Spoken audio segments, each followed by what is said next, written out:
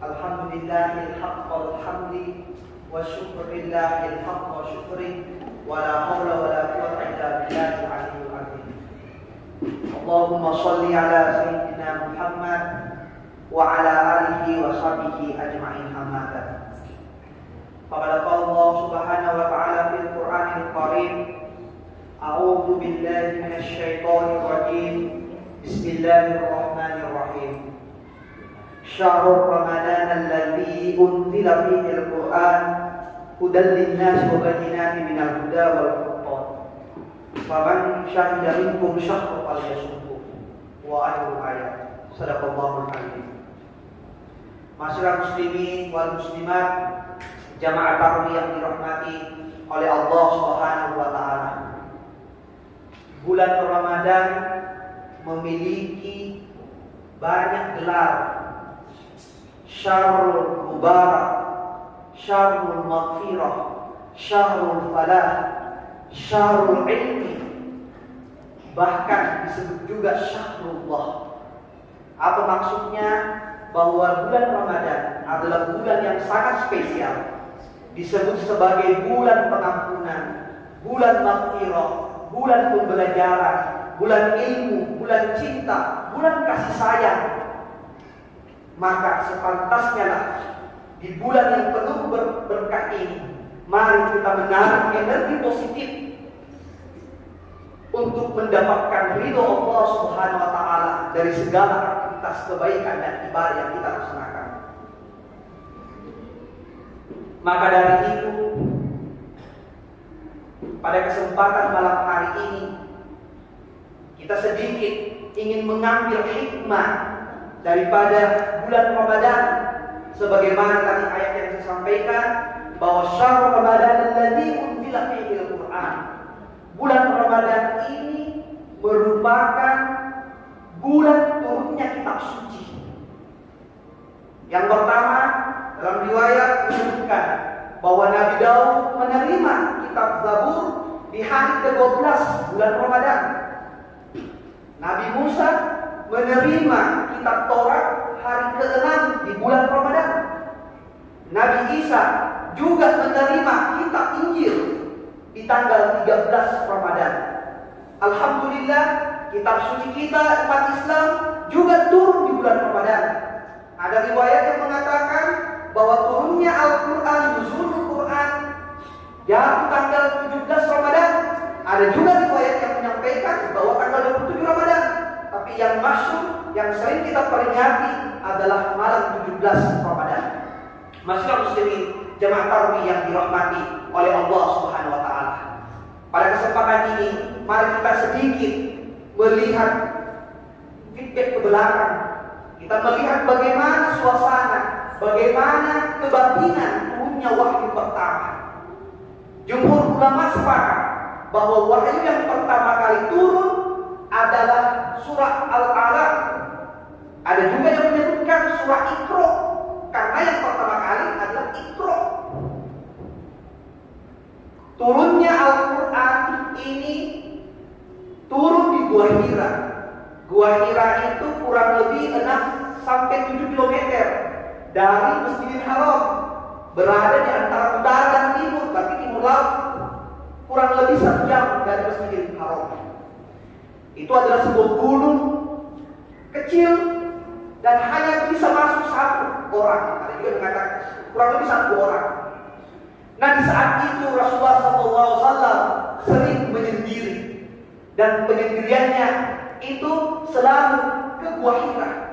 Dan suatu ketika di malam hari, malaikat Jibril datang menghampiri Rasulullah Muhammad SAW, kemudian menyebutkan, "Iqra, bacalah." Rasulullah SAW, Nabi Muhammad SAW kaget pada waktu itu. Kemudian menyebutkan, "Ma'ana al-qari."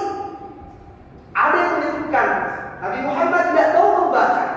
Ada juga pendapat yang membantah hal ini. Tidak mungkin, Nabi super cerdas, tidak tahu membaca. Pada waktu itu Rasulullah mengatakan, "Ma'ana al-qari." Apa yang harus saya baca? Ini malam hari, gelap gulita, di gua Hira. Kalau mungkin kita bisa melihat di tengah malam kita sendiri, di goa mungkin di bukit tinggi atau apa di dataran tinggi, kemudian ada orang yang menghampiri dan berbisik, mungkin kita akan lari. Inilah yang dirasakan kebatinan Rasulullah SAW. Kemudian diulang lagi, mereka Jibril mengulang lagi, Iqra, bacalah. Rasulullah pun menjawab, mana bikori, apa yang harus dibaca? Malaikat Jibril mendekat merangkul Rasulullah SAW dan Rasulullah mengatakan, inilah mungkin kematian, menggigil, dingin sekali. Apakah ini adalah sebuah tanda-tanda kematian? Kemudian malaikat Jibril lagi mendekat merangkul Rasulullah SAW dan menyebutkan lagi, Iqra, bacalah. Kemudian Rasulullah menjawab, ma'aqra, apa yang harus dibaca? Barulah turun yang diabadikan dalam surat Al-Talaq, Iqra bismi rabbik.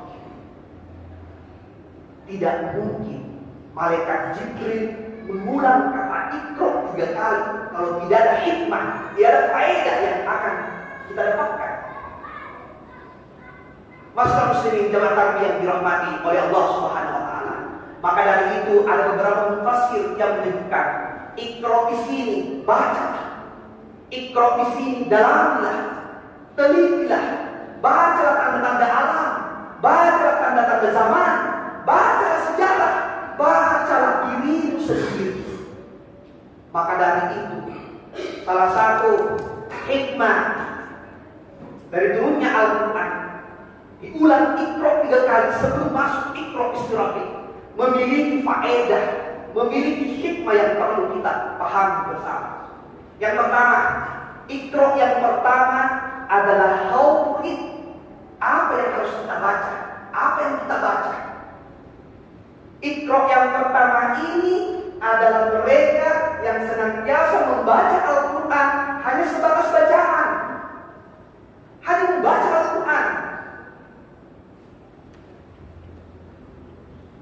Bahkan Syekh Yusuf Fadl pun mengatakan, kekeliruan umat Muslim terbesar di bulan Ramadan adalah mereka hanya menjadikan Al-Quran hanya sebagai bacaan, kejar target, kejar tayang. Selalu bertanya berapa kali kita akan hafal Al-Quran di bulan Ramadan? 1 kali, 2 kali, 3 kali, bahkan 5 kali. Itu yang terus digulirkan, mengejar target, menjadikan Al-Quran hanya sebagai bacaan. Itu kelasnya Iqra yang pertama. Maka dari itu jangan hanya menjadikan Iqra hanya sebagai bacaan. Kemudian ini qiraah, Iqra yang pertama. Jadi kalau kita mau naik kelas, mungkin tahun-tahun lalu kita kejar target baca Al-Quran, mungkin tahun ini kita naik kelas Iqra yang kedua. Apa Iqra yang kedua? How to learn. Bagaimana membaca Al-Quran dengan mempelajarinya, memahami maknanya, memahami artinya. Mungkin di antara kita kalau ditanya berapa kali hafal Al-Quran, mungkin kita akan menyebut beberapa kali. Tapi ketika ditanya berapa kali Anda menghatamkan Al-Quran, artinya, terjemahannya. Kenapa mesti kita harus memahami terjemahannya, artinya? Karena kita bukan orang Arab yang membaca Al-Quran langsung paham. Maka dari itu kalau kita mau naik kelas, baca Al-Quran Ramadan ini plus dengan artinya. Kalaupun kita mau naik kelas lagi, baca Al-Quran dengan tafsirannya. Karena kita bukan orang hebat yang mampu menafsirkan Al-Quran tanpa ilmu. Hati-hati, butuh guru. Jangan seperti anak mahasiswa sekarang karena milenial menyebutkan siapa gurumu? YouTube. Tidak salah, tidak salah. Tapi mari kita menghargai, itu ada sangat butuh ilmu. Ketika saya pesantren, jadi santri di Jawa Timur, ini yang selalu kaidah yang kami pegang, anak santri di Jawa Timur belajar tanpa guru, gurunya setan. Tapi kita spesifikkan sebenarnya di sini adalah belajar agama, apatah lagi belajar tasawuf. Hati-hati belajar tasawuf kalau tidak ada gurunya, jangan langsung lompat. Ini bahaya. Ada tahapannya. Dan itulah Iqra yang kedua, adalah how to learn.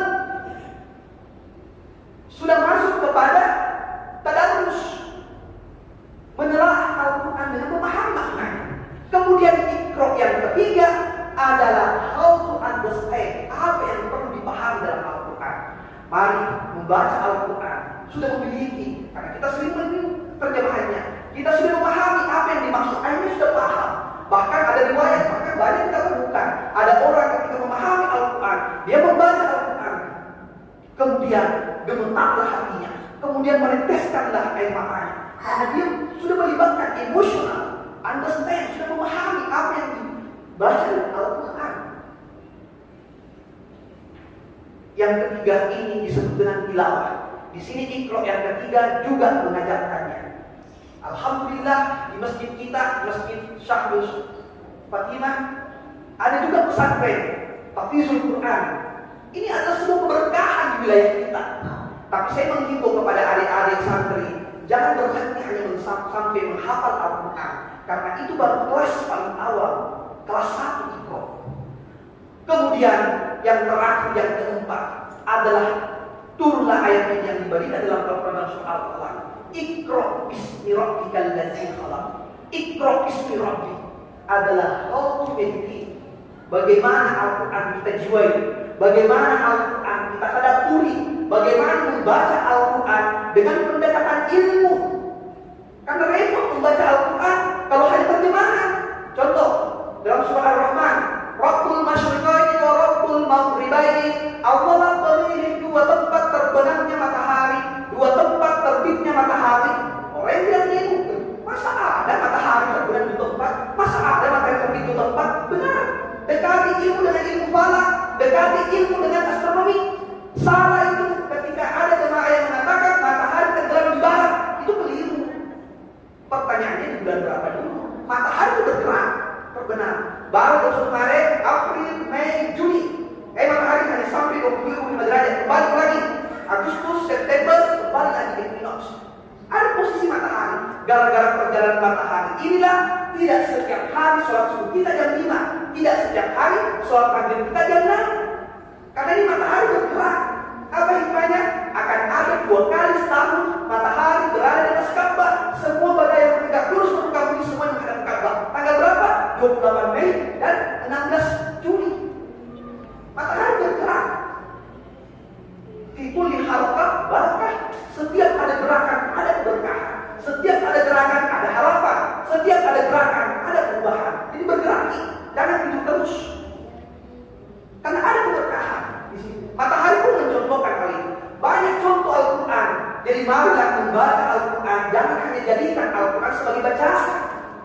Dekati dengan ilmu. Masyarakat muslimin, jamaah tarawih yang dirahmati oleh Allah Subhanahu wa taala. Sedikit lagi, masih bisa saya tambah? Ada juga jamaah mengatakan yang terulang. Ya baik, saya juga sering jadi jamaah. Masyarakat muslimin, jamaah tarawih yang dirahmati oleh Allah Subhanahu wa taala. Itulah mari kita mendekati bulan suci Ramadan. Mari kita membaca Al-Quran dengan ilmu, dengan pendekatan ilmu. Karena banyak hikmah yang dapat dijadikan inspirasi dalam Al-Quran. Nanti kita akan lihat. Maka dari itu, Iqra adalah simbol ilmu pengetahuan. Bismi Rabbik adalah simbol agama.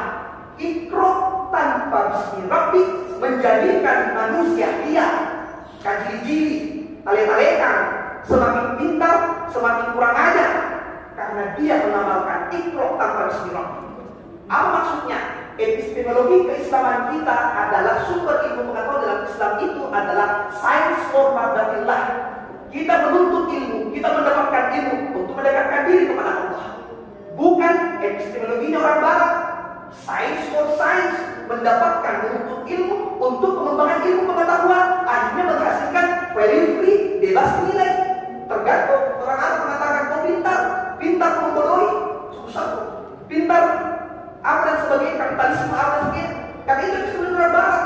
Tapi dalam Islam, hati-hati. Kita menuntut ilmu untuk mendekatkan diri kepada Allah SWT.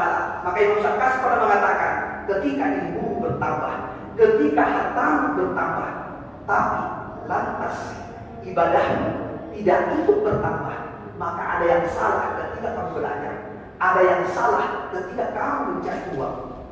Maka dari itu, mari semakin kita meningkat keilmuan kita, kita tingkatkan juga keimanan kita, kita tingkatkan juga amalan-amalan yang kita lakukan.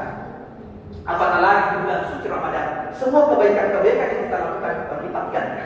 Maka dari itu, salah satu argumentasi Al-Quran diturunkan secara bertahap, menghasilkan 2 waktu. Waktu pertama, Al-Quran bersifat transendental. Kemudian waktu kedua bersifat transhistoris. Apa maksudnya? Maksudnya bahwasanya Al-Quran bersifat transendental, bahwasanya Al-Quran itu memiliki nilai-nilai ilahiyah, sehingga kapanpun, dimanapun, Al-Quran tidak akan pernah tertandingi. Secanggih apapun ilmu pengetahuan, secanggih apapun teknologi, Al-Quran tidak akan pernah tertandingi. Bahkan ketika dulu Al-Quran turun, itu adalah membuat ahli-ahli syair di Mekah waktu, dan tidak ada yang mampu menandinginya. Kemudian Bismi Rabbik tanpa Iqra menjadikan manusia tersesat. Kenapa? Semangat agamanya besar, semangat ibadahnya besar, tapi tidak dilandasi dengan ilmu. Akhirnya menghasilkan manusia doktrin. Hanya mau didoktrin. Ini yang nanti mendapatkan paham-paham radikal. Dia sholat tanpa ilmu. Nah, hantam nih. Salah susah karena Rasulullah yang kan sholat fihinna awal berfinna mutanayat waktu syuruk waktu buruk istiwaktu buruk. Ada 3 waktu tidak boleh kita sholat. Kapan itu? Ketika posisi matahari terbit. Tidak boleh. Ketika posisi matahari sebelum zuhur istiwa, itu tidak boleh. Kemudian ketika posisi matahari terbenam. Ketika matahari terbenam, menyentuh ufuk, ini belum buka puasa. Jadi ganti langsung buka puasa. Allahumma laka syukur. Ganti belum di waktunya. Ini tidak boleh. Nanti 2 menit setelah matahari lepas dari ufuk, baru waktu maghrib buka puasa. Karena kenapa? Semangat agamanya besar, tapi tidak punya ilmu. Maka dari itu para jemaah sekalian, mari kita sama-sama belajar. Kalau punya anak, sekolahkan. Insya Allah ketika anak punya ilmu, itu akan menjadi panutan. Dia akan menjadi, bahkan orang yang punya ilmu itu akan sekolahkan dirinya. Kita bisa melihat Al-Quran, kita mempelajari Al-Quran. Coba mungkin dari sejarah yang di Al-Quran, kita lihat Nabi Nuh. Nabi Nuh itu orang beriman, pandai, ahli arsip, ahli perkapalan, membuat kapal laut. Nabi Daud pandai besi, orang beriman. Sampai hari ini adalah kita teladani Musa Daud. Bahkan sambil merdunya suaranya Nabi Daud ketika dia melantunkan semua burung-burung yang lewat akan hingga mendengarkannya. Dan lebarnya lagi dalam Al-Quran, putranya Nabi Daud, Nabi Sulaiman. Siapa Nabi Sulaiman? Nabi Sulaiman ahli bahasa. Dia pintar berbahasa dengan jin, berbahasa dengan binatang, semut, burung kutub. Apa maksud daripada ini? Mari kita mengambil inspirasi dalam Al-Quran. Kasih ajar anak bahasa. Bahasa Arab, bahasa Inggris, bahasa Mandarin. Dan ada bahasa yang perlu kita pelajari untuk saat ini, yaitu bahasa algoritma, bahasa coding. Ini yang perlu ditanamkan kepada anak kita. Untuk apa? Untuk menjadi memiliki peran di masa akan datang. Karena sekarang kita akan menyambut dunia metaverse. Anak-anak butuh bahasa. Saya punya adik hanya menguasai bahasa Inggris dan bahasa Arab. Alhamdulillah, sekolahkan dirinya. Dan dibilang sekolah itu pakai uang, memang pakai uang. Artinya sulit, tapi ajarkan saja lah. Insya Allah, ketika dia punya rezeki, dia akan sekolahkan dirinya. Saya punya adik menguasai bahasa Inggris, bahasa Arab. Dia mendapatkan beasiswa di Bangor University Inggris. Kemudian kemarin dapat lagi S3 di Qatar. Itu luar biasa beasiswanya. Di Qatar, di Universitas Hamad bin Khalifah, saya tanya berapa beasiswa sebulan? 39 juta per bulan. Waktunya di Inggris 20 juta per bulan. Dan sekolahkan dirinya. Alhamdulillah besok saya akan jemput di bandara. Sudah pulang ke Qatar liburan Ramadan. Maksud saya adalah mari kita jadikan Al-Quran sebagai inspirasi. Jelas sekali dalam surah Ar-Rahman, ya masyarakat jin wal ins, ini istata'tum an tanfuzu min aqtaris samawati wal ardh, fanfuzu la tanfuzu illa bisultan. Hai jemaah jin dan manusia, silahkan telusurilah langit, silahkan jelajahi langit dan bumi. Kamu bisa menelusurinya, tapi ingat, engkau tidak akan mungkin menelusuri, menjelajahi langit dan bumi kecuali dengan bisultan. Apa itu bisultan? Ilmu pengetahuan. Makanya jelas Nabi Muhammad SAW memberikan, faman arada dunya fa'alaihi bil ilmi, faman arada al-akhirah fa'alaihi bil ilmi, faman arada umat fa'alaihi bil ilmi. Jika engkau mau mendapatkan kedua-duanya dunia dan akhirat, maka dengan ilmu. Itulah yang sempat saya sampaikan. Mohon maaf atas kekurangannya. Wallahu a'lam bishawab. Wallahu muwaffiq ila aqwamit thoriq. Wassalamualaikum warahmatullahi wabarakatuh.